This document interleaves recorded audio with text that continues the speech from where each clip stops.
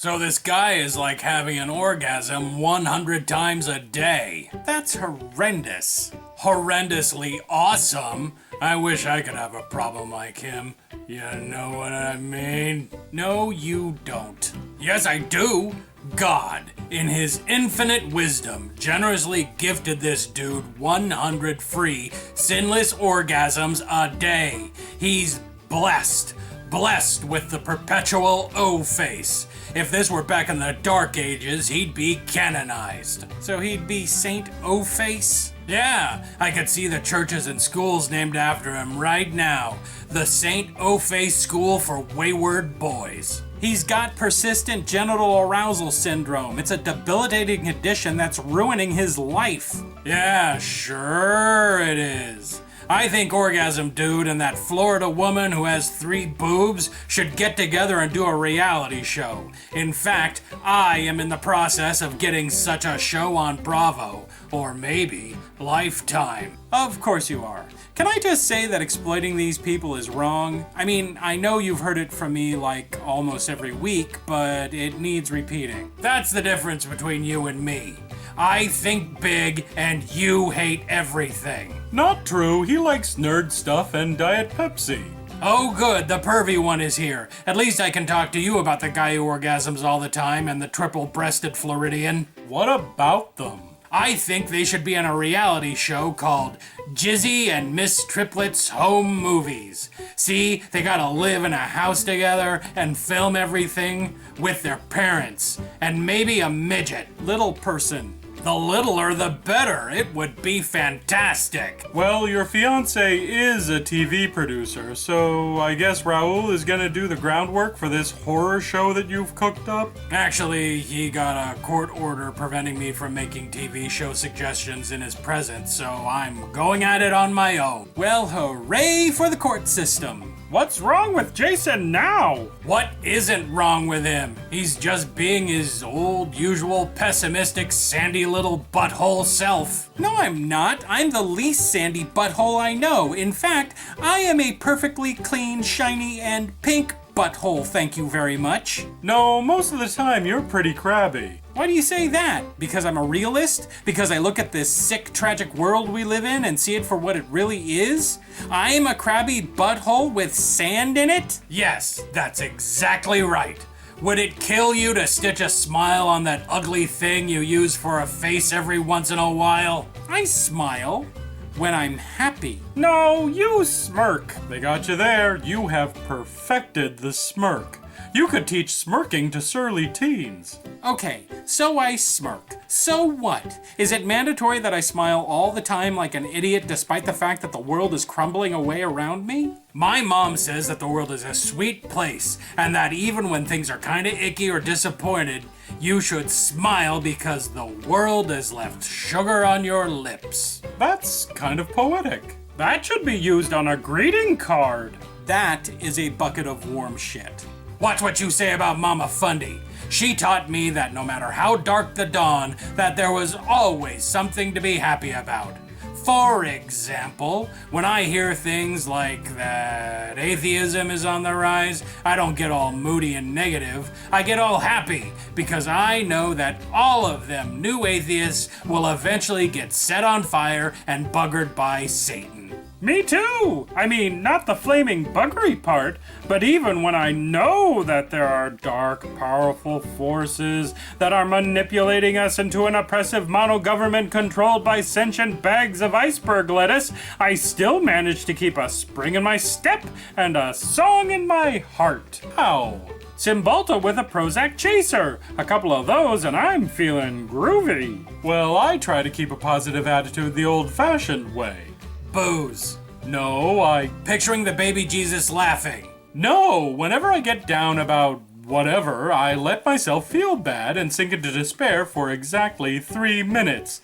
Then I pick myself up by remembering that life is short and should be enjoyed. You guys, you realize that happiness is not our natural state, right? Happiness is a goal, but you can't be happy all the time. It goes against our nature. My grumpiness is not abnormal. In fact, I think it's more normal than the crap you guys are doing to keep a positive attitude. Bah, wrong.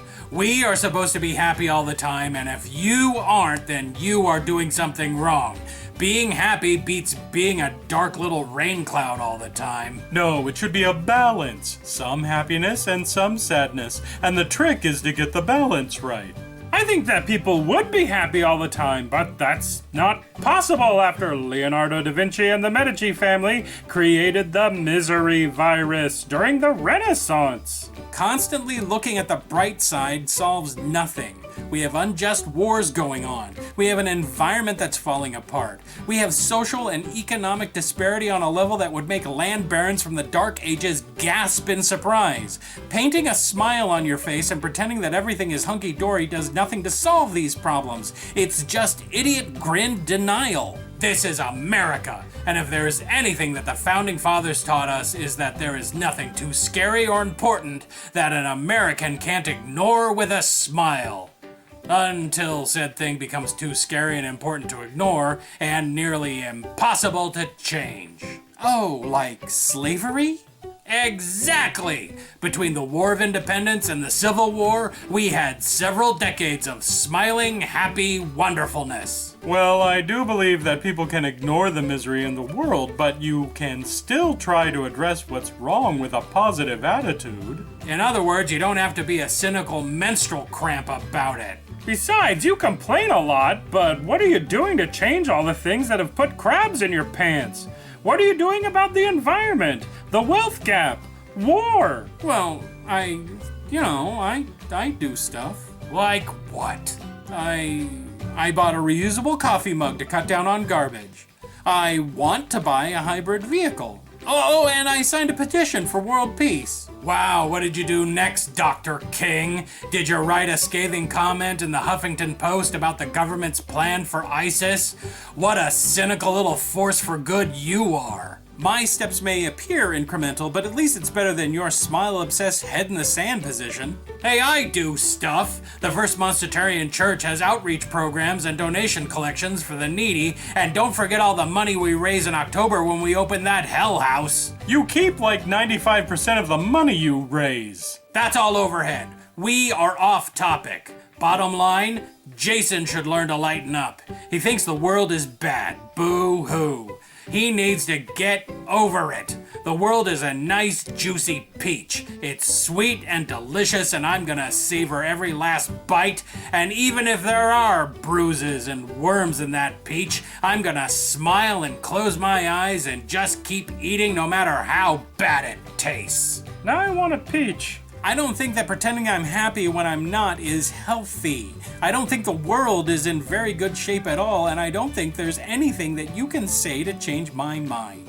Oh yeah? Well, what about that woman with the 3 boobs down in Florida? You can't tell me that a world with a triple-breasted woman in it can be all that bad. Those boobs were fake. The story was fake. It was? Yes. That's impossible! I was gonna make so much money off of her extra mammary gland. Me, her, and that orgasming guy were all gonna be the next Honey Boo Boos. More like Honey Boob Boobs. You mean more like Honey Boobs Boobs Boobs. Sorry, TMZ verified that it was a very expensive prosthetic boob. Damn TMZ and their thorough journalistic investigations! Well, you could still do the show with that orgasm guy. The show don't work if it's just some guy blowing his load every 30 seconds. It would be repetitive and sticky. Oh darn. Another of your money-making schemes exploiting the woes of other people thwarted once again. Yeah, it's not fair. Every time I think I found my ticket to Easy Street, I have the rug pulled out from under me. The world sucks gopher nuts. Oh, come on, Fundie. Where's that smile? Screw you, turntables boy. This is different because it affects the 2 most important things in the world. Me and money. And I'm not going to acknowledge the irony here. So now you're happy. Did Fundie just storm off in an indignant huff, hurt and confused about the nature of the world? Yes. Then, yes.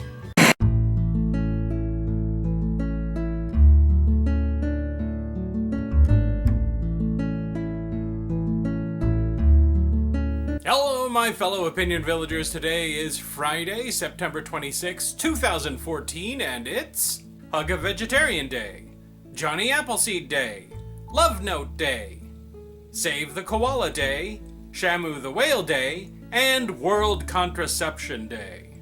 Famous dead people celebrating their birthday today: T.S. Eliot, George Gershwin, and Jack LaLanne. I hear Jack LaLanne's zombie plans on celebrating its birthday by swimming the English Channel while towing 99 boats behind it. Good luck, Jack! And now on with the questions. First up, Savant asks, intimate question for Meet Jason. How are you doing? I don't know. Let's check the gauge. Meh, that's what it says. My gauge goes from blach to yippee, and it says I'm squarely on meh. Oblivio Rocks Ronian asks, intimate question for Oswald. If I fed you cookies and milk, would you give me a soft hug? I mean it. Precious chocolate chip cookies for you. Again with guys trying to get me to touch them with the promise of sweet, delicious chocolate chip cookies. Why is it all the time that with guys wanting me to touch them in exchange for warm, gooey chocolate chip cookies? If I were smarter, I'd be creeped out. Instead, I'm just hungry. Uncle Credomatic asks, intimate question for imaginary Gary. Off the top of your head, name all the things you can do with a double donger, chocolate sauce, 2 monsters of opposite sexes, a tank of helium, and a small weather balloon. Go! Well, I can think of one thing that I've already done with those things. It was the #1 video in Germany for 3 months, and the act is named after me. So if you ever have a partner that's into imaginarying his Gary, be prepared for a fun night.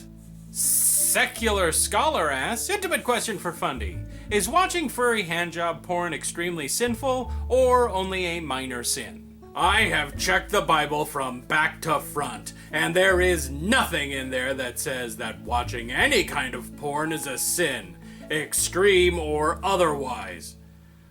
Just in case watching porn really burns God's cheese toast, be sure to take periodic breaks to give the baby Jesus a quick prayer.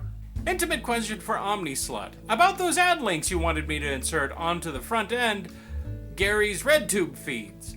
Did you want them to feed straight into your PayPal directly or via the Cayman Islands account? What part of clandestine internet hijacking of Gary's video did you not understand, Brian J?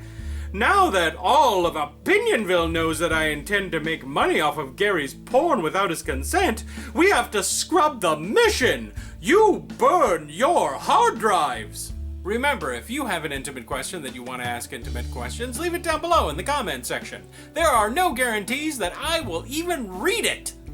I will read it, but there's no guarantees that I'll answer it. Yeah, that's right. Anyway, until next time, my vicious little Vulcans, this has been Jason with a D.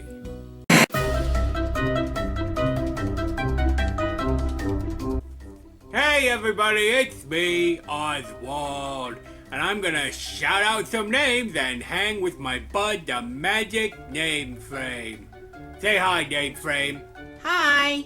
But before we begin, I would like to take a moment to talk to you about the heartbreak of underarm mustiness.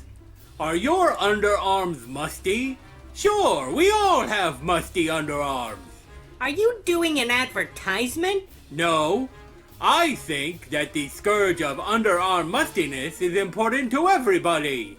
Important to monsters, important to not monsters, important to the children. We all suffer under the tyranny of overly wet underarms. I see. I'm gonna do the shoutouts. Oh, sure. Ignore the problem. Niga Ivan. Are you a Japanese Russian rapper dude? Can you bust a rhyme in Cyrillic? Cryo 737. Hey, an old-timey YouTube name with the numbers and the word that only makes sense to you? That really takes me back to 2 years ago. Vitamin Xism. My mom makes me take some Flintstones vitamin every morning and I hate them.